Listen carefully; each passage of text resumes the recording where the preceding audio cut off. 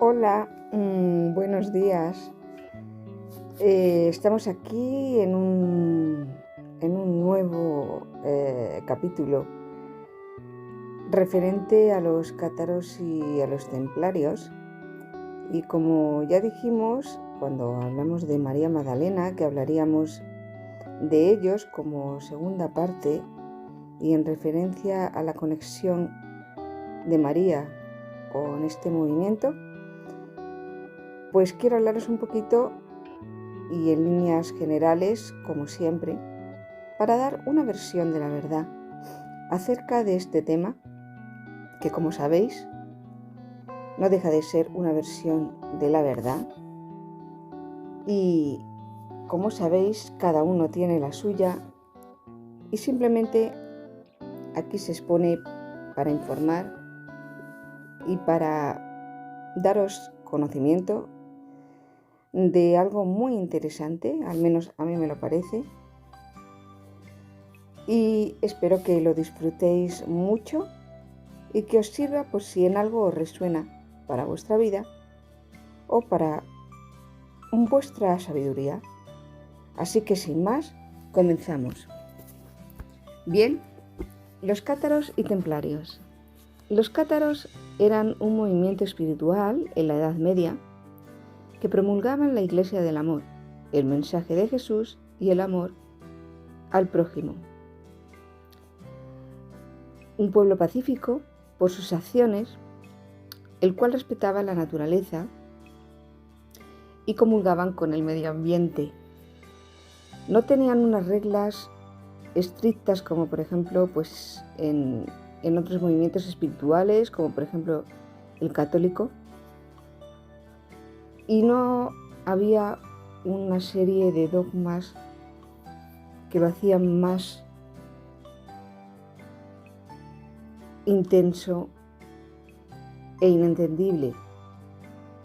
Se dice que solo se guiaban por lo que sentían y se dice que eran los descendientes de María de Magdala cuando ella estuvo en tierras francesas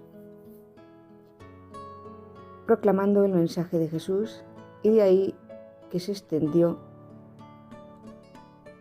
hasta que, pues después de mucho tiempo se promulgó una cruzada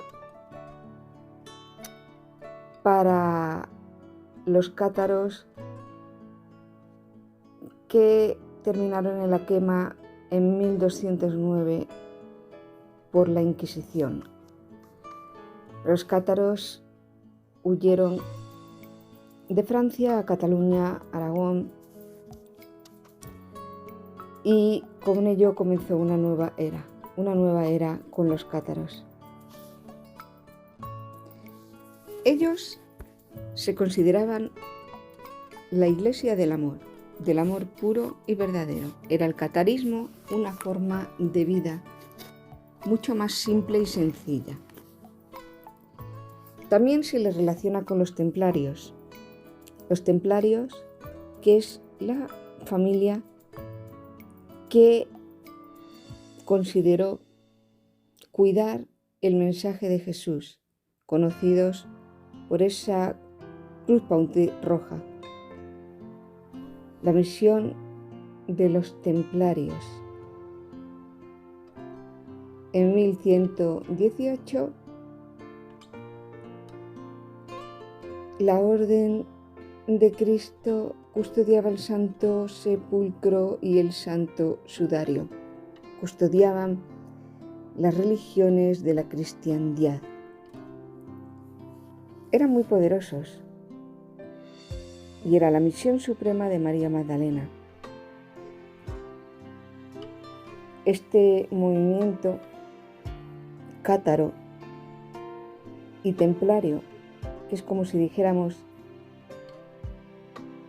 el brazo armado de aquella época por la protección de este movimiento, de estas ideologías,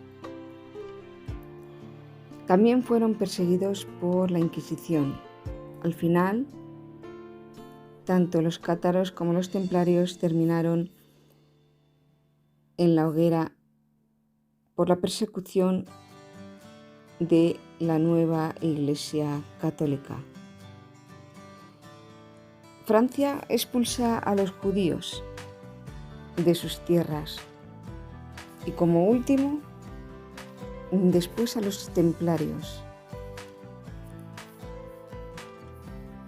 El Papa Clemente fue quien desactivó la Orden del Temple, bien porque consideraban a estos movimientos, como si dijéramos estas ideologías, pues no dogmáticas, no dentro de las ideas que tenía la Iglesia católica de aquellos tiempos. Jacques de Molay, de la Orden del Templo, fue quemado enfrente a la Catedral de Notre Dame, en la cual dos profecías famosas suyas tuvieron en cuenta a los reyes de Francia cuando delante de la catedral los maldijo hasta la 7ª generación, al rey y al papa Clemente V y el rey Felipe IV, en menos de un año, en 1314, murieron.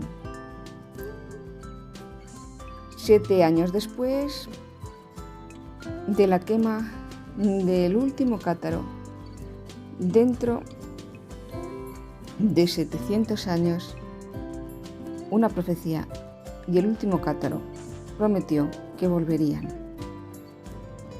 Saldrían a la luz estas ideas, este movimiento espiritual que promulgaba el amor sincero, limpio y verdadero de los intereses de la Iglesia de aquella época.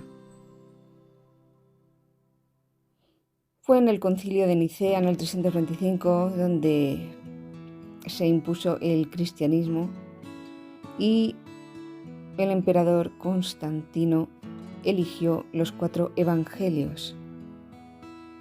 No obstante, habiendo un montón de evangelios más que fueron retirados porque, según ellos, era una herejía o no estaban de acuerdo con las ideas del Papa de aquella época. Veían peligrar esa iglesia con esos intereses que para nada estaban de acuerdo y contradecían el resto de los evangelios, llamados apócrifos y llamados ocultos.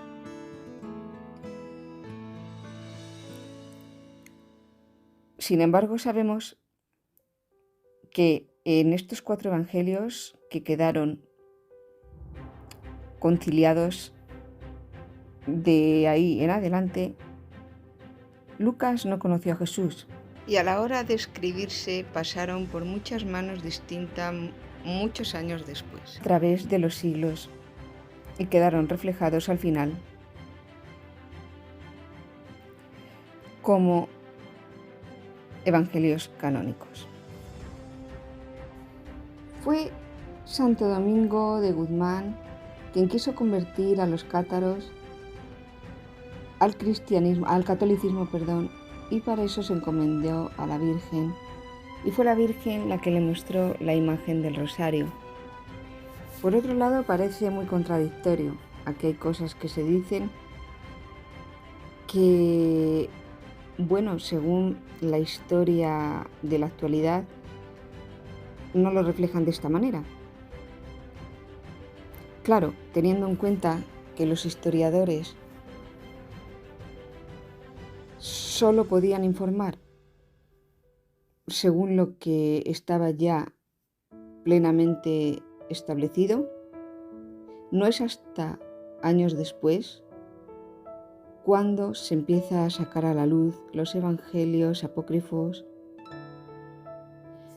desde el Cairo, como por ejemplo cuando se encontró el de María Magdalena o el evangelio de Judas Iscariote, en los cuales muchas cosas no fueron como se contaron.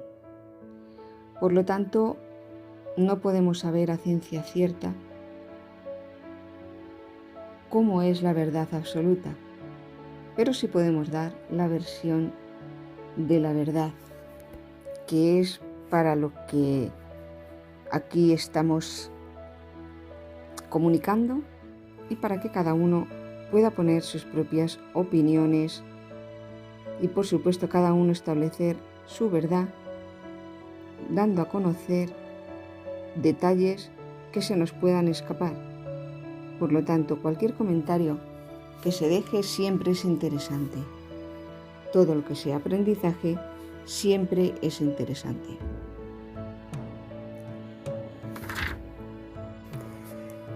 Cátaros y templarios. Dos movimientos unidos donde, como dice este texto, la flor de lis representa simbólicamente la flor de lirio. La flor de lis, representada ahora como la monarquía de los reyes franceses de aquella época y de aquí en adelante, pero esa flor de lis representada por la abeja, y como dice en el texto, ya otras civilizaciones habían utilizado esta imagen con anterioridad y posteriormente el cristianismo la había utilizado como representación de la Madre María. Este símbolo es uno de los motivos por el cual es la representación primaria de la abeja, que terminó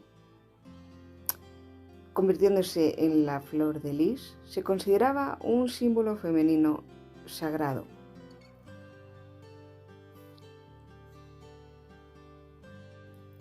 En la India se consideraba como el símbolo universal. Quiere decirse que en muchas y distintas religiones, podríamos decir movimientos espirituales, la flor significaba lo mismo y venía de lo mismo. Y todo venía de los cátaros, del movimiento con el que representaban a María Magdalena, a María, Madre de Dios, desde aquella época, desde que se empezó a promulgar el mensaje de Jesús, de los primeros cristianos hasta que fueron considerados herejes y ocultos, como fue este Evangelio de María Magdalena, de los cátaros y de la mano de Dios, lo que se consideraban los templarios, hasta que fueron aniquilados en la Edad Media. Considerado como un movimiento esotérico y alquimista, el catarismo se decía que también venía del Antiguo Egipto, pero realmente era de los primeros cristianos. Con su llegada a Francia, la promulgación del mensaje del amor, y cuando María Magdalena se escondió aquí en el sur de Francia y fundó este movimiento de la abeja, de la flor de lis, del catarismo, donde se promulgaba un cristianismo sencillo, pero que no fue aceptado, como digo, por la Iglesia de aquella época, en la época de la Inquisición. Por lo tanto, hubo una gran persecución contra todo lo que era distinto de la Iglesia de aquella época. Con lo cual, ahora muchos movimientos espirituales están sacando a la luz aquellas profecías que ya Jacques de Molay, en su lecho de muerte, prometió que volverían a salir a la luz. Eran conocidos por sus creencias duales, rechazando muchos de los sacramentos y jerarquías de la Iglesia de aquella época. Los cátaros creían en un dualismo radical entre el mundo material que consideraban corrupto y el mundo espiritual que consideraban puro. Como digo, fueron perseguidos por la Inquisición y otras autoridades eclesiásticas en la cruzada llamada Cruzada Albigense, que llevó a su casi total exterminio en el siglo XIII. Como digo, los cátaros consideraban a María Magdalena como un símbolo de la feminidad divina y como una figura espiritual importante, o sea, como una especie de apóstol más que discípula. Estas conexiones vienen de las interpretaciones históricas y místicas que rodean a María Magdalena y a los cátaros. Pero tenemos que recordar que estas informaciones no vienen de la historia convencional, sino de la historia más ancestral y de revelaciones propias de personas en contacto con historiadores de aquella época y de otras formas y maneras de pensar. Hablamos de la primera cristiandad antes de la católica, que había muchas y diferentes. Todo hasta que se formó lo que creemos ahora como iglesia convencional, la católica. Pero que hay mucha historia detrás y mucha información de la que permanece oculta y ahora está saliendo a la luz, y no menos interesante. Entonces, lo importante aquí es, ¿cuál es vuestra verdad? ¿Qué es lo que os hace pensar y entender acerca de todo esto, de todo este conocimiento? ¿No os parece lógico pensar que los evangelios fueron escritos por muchas personas que incluso no conocieron a Jesús muchos años después y que muchas cosas han podido transgiversar? Muchas que no estaban a favor de las ideas de entonces, no convenían, no interesaban y se han podido cambiar. La verdad que a mí me cuadra bastante, pero como digo, esto es información y cada uno de ahí tiene que aprender a encontrar su verdad. Aquella verdad que, como dijo Jesús, os hará libres. Pues muchísimas gracias. Espero que estas pinceladas os haya entretenido, os haya hecho que pensar, abrir vuestra conciencia y buscar vuestra versión de la verdad. Déjame en los comentarios cualquier duda, cualquier opinión y compártelo si te ha gustado. Así que nos vemos en el siguiente vídeo. Muchísimas gracias de nuevo por estar aquí conmigo. Gracias.